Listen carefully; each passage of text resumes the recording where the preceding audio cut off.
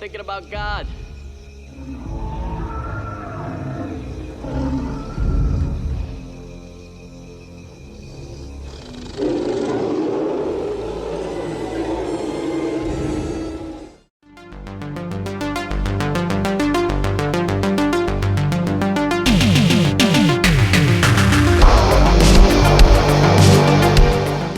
In 1985, writer-director Jonathan R. Betchell gave us My Science Project. Betchell only actually directed 4 movies, and this was his first. He ended up with Whoopi Goldberg's Theodore Rex as his final credit as director. Maybe that was the reason why he didn't go further in directing. But we are talking about his first movie, 1985's My Science Project, that stars John Stockwell and a supporting role by Dennis Hopper.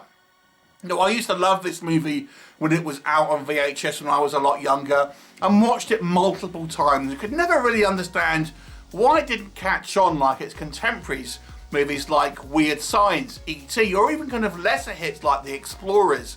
This is a movie that seems to have been forgotten by all but a few people, but I'm going to tell you about it. So what's the story? Well, it focuses on Jonathan Stockwell's character, Mike, who is kind of a petrol head. All he really cares about is cars and motors. He works kind of full-time as well as going to school at his dad's store, and as such, he is failing his science lessons. So the teacher is played by Dennis Hopper. Now, he is tasked with coming up with an amazing science project to save his career basically in regards to school, and otherwise he's going to flunk out.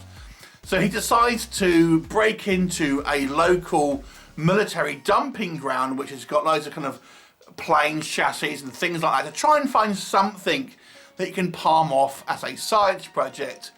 Little does he know that there is actually an alien artifact hidden within this kind of military base, which was part of a UFO that was discovered decades before.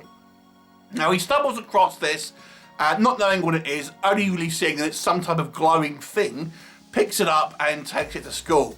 Now, what this thing does, it somehow kind of creates wormholes, if you like, and has kind of warps time, space and dimensions, and we get beings from other times and universes crossing over to our world, as well as artifacts, as well as things from our world going somewhere else.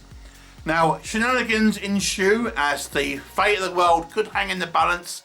What'll happen? You'll have to watch the movie and find out.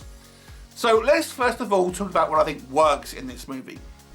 So as I've mentioned, this to me felt like a somewhat kind of typical, Hollywood fare, that it's kind of a family-friendly science fiction movie in the kind of the same vein as things like Gremlins, Ghostbusters, Explorers. In actual fact, an alternative name for this movie is Time Busters, so you can see what the comparisons are here. And I never really did understand why this movie never really kind of caught on, but I do think there are a few issues with it, which we will come on to, but I do want to talk about what works first of all. Having rewatched this for this review, one of the things that struck me is the kind of the lead characters. I mean, ultimately we have 3 lead characters, 3 friends, and then we have a 4th one that kind of joins in the final act. But primarily these 3 characters are kind of different to what you see in a lot of kind of, especially 80s kind of teen-led movies. John Stockwell's Mike, for example, he's kind of like a middle-of-the-road high school student. He's not one of the popular kids, but he's also not one of the kind of the nerds. He's not really kind of like picked on or particularly kind of academic or geeky or anything like that. He just kind of wants to work on his cars, a grease monkey, if you will. So it's kind of strange that we have a somewhat of just a standard, I would say, a typical kind of high school student, not kind of falling into one particular kind of group or another as our lead character. Stockwell's performance is also very understated, and he comes across as almost introverted, and kind of he's taken this role pretty seriously, and I feel Stockwell plays it dead straight. There are a few comedic jokes that he's involved in, but it does give the character of Mike a kind of a everyman kind of believability that I feel people can maybe connect to. I do think some of these character choices may have been to the film's detriment ultimately, But for me personally, I do think it actually works in the movie's favour.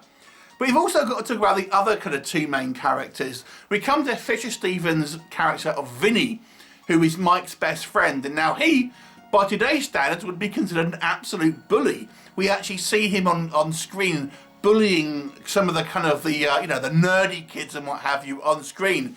And it's funny, yeah, there's some funny lines here, but ironically there is some kind of like, popular kids school bullies that the movie kind of wants us to treat as antagonists, but at the same time, this character of Vinny is kind of a bully to other people, to be honest with you.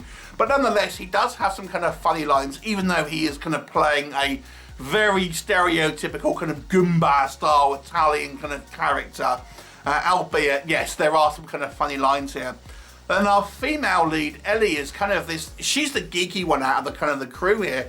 And it's weird to see a female kind of, the female lead be the kind of like the nerdy one, whilst, trying to impress the kind of more popular boy, when normally it's the kind of the other way around. So these character dynamics, I feel, are quite different from typical kind of movies of its ilk and in kind of, that came out around the kind of the same time. So we have somewhat of a little bit of a unique setup in regards to our kind of trio of main characters. I also really liked Dennis Hopper's character of the teacher. He's not in the movie loads, to be honest, and he was apparently just out of rehab when this movie was made, but he's obviously having a hell of a lot of time as the kind of this ex-hippie teacher, Bob, and when he's on screen, he's always a joy to look at. I feel most people will remember the final act of this movie, and this is where the movie goes into pure fantasy mode and science fiction, where the kind of device unleashes variety of different beings from other times and dimensions into our world, and we have a trio of kind of characters go into the school to try and rescue Ellie. They're actually joined by another kind of like nerdy guy who we are introduced to the film, but he's up until that point he's like not really a protagonist. And there's a variety of different kind of confrontations with a variety of different antagonists, including a Tyrannosaurus Rex, cavemen, the Viet Cong, even kind of like post-apocalyptic style Mad Max mutants. So we have a few different kind of like skirmishes through the movie, which obviously gives it kind of like some variety and some kind of fun kind of, albeit a little bit low budget looking kind of action kind of sequences. The whole time we have lots of kind of visual effects on screen, dry ice, it's very kind of its time with kind of, laser lights and kind of dry ice, and it all kind of reminds you very much of kind of the, as I say, the Ghostbusters feel in some ways. The movie has some pretty good jokes, albeit some of them are a little bit kind of like edgy by today's standards, could be considered offensive by some. Fisher Stevens, every kind of line he has, it's a little bit over the top, we'll kind of talk about it again, but I couldn't help but be amused at least by some of the kind of the shenanigans that was said. I actually quite like some of the emotional moments within the movie as well, and even some kind of the more dramatic, serious moments. The film also has a few things that it kind of introduces and then doesn't really do much with. Now that might sound like it's a negative, but I feel sometimes it can work in a movie's favour. For example, the origin of this kind of device, this alien device, all we know that it's come off some type of alien ship. We don't actually ever know what this device is supposed to do. So we are kind of on the journey with our characters, trying to kind of, we're finding out with them what this thing can do. They're kind of playing with it, opening it up, and it's kind of making kind of lights and stuff. They don't know what's going on, and we as the audience don't know what's going on, but we're finding out with the actual characters. So it's not like we as the audience are kind of one step ahead. And there's kind of like a subplot where Mike's dad is kind of marrying this new woman, and she's kind of like overtaking their flat with all this kind of like decor and stuff. And again, it's kind of introduced and then kind of, it's kind of left. It's like, I don't think it needed to go into it, but, I don't know why it's really introduced, to be fair. But nonetheless, I don't know, it just gives it extra little flavours here and there, where I feel that the movie more or less kind of stays on kind of like on its kind of path, and you continue to the A story. It introduces a few little segments here and there, but then doesn't do a huge amount kind of with it. Okay, so let's pivot into maybe what doesn't work. As I've said, and I'm going to repeat what I've just kind of said though, is it does introduce things that the movie then doesn't really do much with. The kind of the new stepmom from the wife. It's like, why even introduce that? Because it doesn't really go anywhere. We have this kind of policeman investigating Mike, and like the end of the movie, it never really ties that up. I mean, what's happening with their kind of police and things like that, it just kind of leaves it. So there's a few things here that I feel the movie kind of just introduces and then doesn't kind of do much with. Special effects wise, like I said, this is a 1985 movie, and I don't suspect it was a huge budget, and some of the effects work is showing its age. I mean, by 85 standards, I think it was probably fine, to be honest. I remember liking this movie just fine in regards to special effects, but you know, it looks a little bit like a music video, if we're being honest, particularly the sequences when we kind of going into the high school.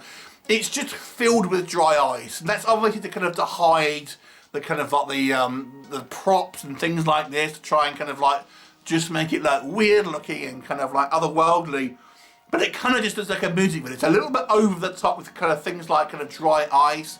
There are certain sequences where you'd wish they spent a little bit longer and kind of expanded upon things and stuff like that.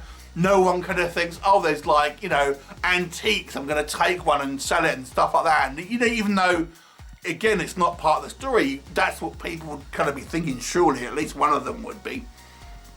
The movie is kind of, it definitely has 3 acts in this movie, and the third act is definitely the kind of the science fiction act. The first act is kind of more of just your teen kind of drama setup, and the second act is kind of like a merging of the two.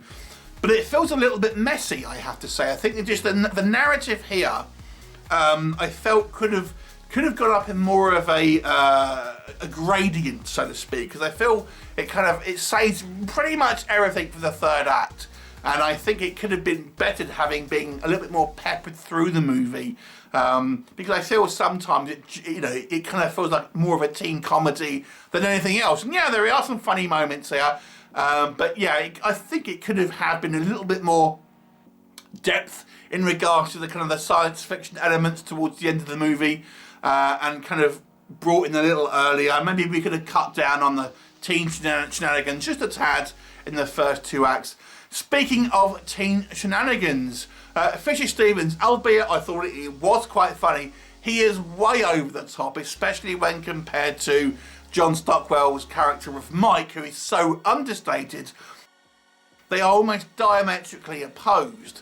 And then, like I've said, I'm not saying that these things aren't funny, but they look like they're from 2 different films, because one of them is very kind of, you know, dour and serious and introverted, whilst the other one is like a whirlwind.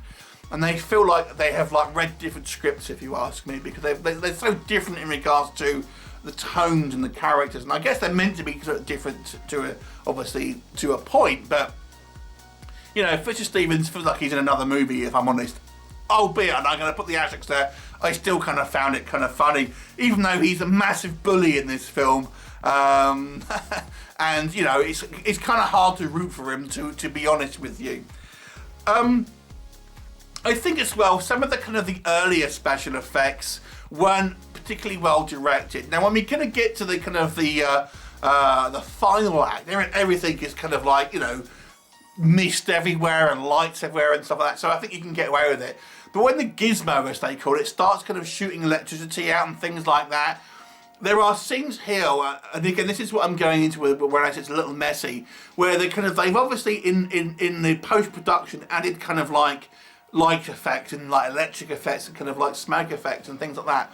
So we see this kind of this alien artifact doing stuff, connecting to electric, but our characters are completely non-reactive to it.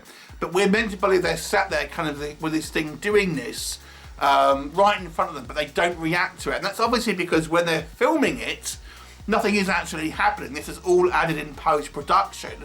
But the director should be saying, right, what we're going to be doing is adding some kind of electricity down here. So be looking at that kind of going, oh my God, you know, and stuff like that. But that doesn't happen. And as such, this thing is kind of like spitting out a variety of kind of effects. and our characters just seem to be completely oblivious to it. So there's kind of like a little bit of less of attention to detail here, and maybe that is why this movie, you know, just the kind of the unprofessional or more of the kind of the slapdash kind of feel to it that this director, inexperienced at this point, kind of had towards it. And maybe had it been more of an experienced director, this may have been a smoother ride. As such, however, I have to say I still found this movie enjoyable. It feels somewhat unique in the fact that I think the characters feel very unlike a lot of other characters that this movie, you know, these kind of 80s kind of fantasy science fiction movies have. And it is a little bit of a fancy adventure. I kind of quite like the variety when we get into the kind of the third act. I would have liked to have a little bit more expanded at the end and a little bit more brought forward, and some of these kind of storylines feel a little bit more relevant. But overall, I've got to say, I still enjoyed this movie quite a bit. I'm actually going to give this one a 7 out of 10. Have you seen it? What did you think of it? Leave me a comment and I'll look forward to seeing you next time. Bye for now.